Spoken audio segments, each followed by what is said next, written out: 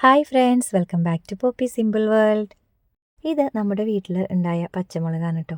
ഇതുപോലെ ഇവിടെ ഒത്തിരി സ്ഥലങ്ങളിൽ അവിടെ ഇവിടെയൊക്കെ ആയിട്ട് ഇങ്ങനെ നട്ടുപിടിപ്പിച്ചിട്ടുണ്ട് കേട്ടോ.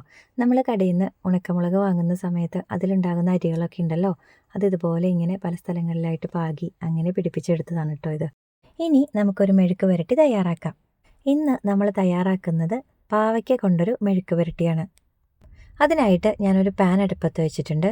പാൻ നല്ലപോലെ ചൂടായി വരുമ്പോഴേക്കും അതിലേക്ക് വെളിച്ചെണ്ണ ഒഴിച്ചു കൊടുക്കാം. ഇനി അതിലേക്ക് കടുകിട്ട് കൊടുക്കാം. കടുകൊക്കെ നന്നായിട്ട് പൊട്ടി വരട്ടെ. അപ്പോഴേക്കും നമുക്കതിലേക്ക് ചെറിയ കഷ്ണങ്ങളായിട്ട് കട്ട് ചെയ്ത് വെച്ചിരിക്കുന്ന ഒരു സവാള ചേർത്ത് കൊടുക്കാം.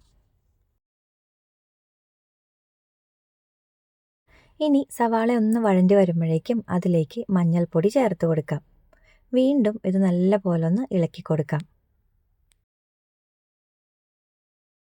ഇനി ഇതിലേക്ക് പാവയ്ക്ക ചേർത്ത് കൊടുക്കാം. ഞാനൊരു ചെറിയ പാവയ്ക്ക ഇതുപോലെ തീരെ കനം കുറച്ച് ചെറിയ കഷ്ണങ്ങളാക്കിയിട്ട് കട്ട് ചെയ്തെടുത്തിട്ടുണ്ട്. അത് ഇതിലേക്ക് ഇട്ട് കൊടുക്കാം. ഇനി ഇതിലേക്ക് ആവശ്യത്തിന് ഉപ്പ് കൂടി ഇട്ടതിന് ശേഷം നല്ല പോലെ ഒന്ന് ഇളക്കി കൊടുക്കാം. ഇനി ഇതിലേക്ക് 2 അല്ലി വെളുത്തുള്ളി ചതച്ചതും ഒരു പച്ചമുളക് ഇതുപോലെ കട്ട് ചെയ്തതും ആവശ്യത്തിന് വേപ്പിലയും കൂടിയിട്ട് നല്ല പോലെ ഒന്ന് ഇളക്കി കൊടുക്കാം. നമ്മളിതിലേക്ക് വെള്ളമൊന്നും ചേർക്കുന്നില്ല.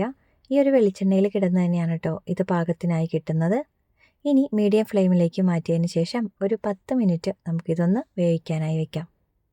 പാവയ്ക്ക് ഒത്തിരി അങ്ങോട്ട് ഫ്രൈ ആയി പോകണ്ട, നല്ല പോലെ ഒന്ന് വെന്ത് കിട്ടിയാൽ മതി കേട്ടോ.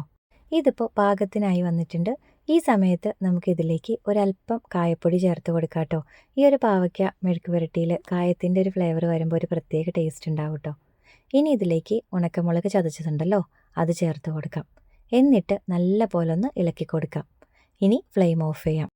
അങ്ങനെ പാവയ്ക്ക മെഴുക്ക് പുരട്ടി തയ്യാറായിട്ടുണ്ട്. നമ്മൾ ഇതുപോലെ തയ്യാറാക്കി നോക്കുമ്പോൾ ഒട്ടും കയ്പുണ്ടാവില്ല കേട്ടോ പാവയ്ക്കയ്ക്ക്. അപ്പോൾ എല്ലാവർക്കും ഇന്നത്തെ ഒരു വീഡിയോ ഇഷ്ടമായിട്ടുണ്ടെന്ന് വിചാരിക്കുന്നു. വീഡിയോ ഇഷ്ടമായാൽ ലൈക്ക് ചെയ്യുക, കമൻറ്റ് ചെയ്യുക, സപ്പോർട്ട് ചെയ്യുക. മാത്രമല്ല ഇതൊന്ന് തയ്യാറാക്കി നോക്കണേ. Thanks for watching.